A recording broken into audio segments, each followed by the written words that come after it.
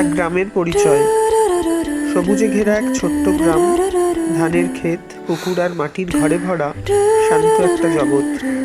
এই গ্রামেই থাকে আমাদের গল্পের নায়ক মিঠু। মিঠু দীর্ঘশ্বাস ফেলে বলে, আহা, যদি সত্যি টাকার গাছ থাকতো। মিঠুর বাবা একজন দিনমজুর, সারাদিন খেটে যা আয় হয় তাই দিয়েই চলে সংসার।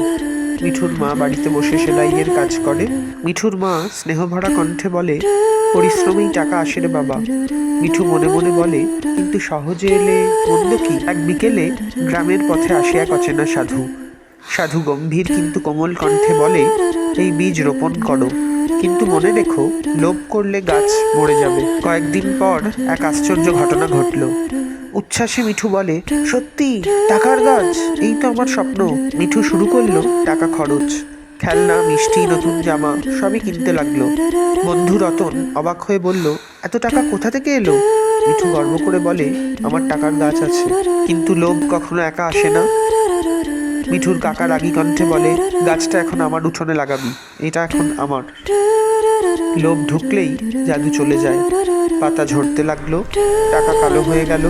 মিঠু কাঁদতে কাঁদতে বলে, আমি ভুল করেছি, আমি খুব ভুল করেছি। মিঠু বুঝতে পারলো তার ভুল। সে টাকা গরিবদের দিতে শুরু করলো, বাবার কাজে সাহায্য করলো। মা মৃদু হেসে বললেন, এটাই আসল ধন।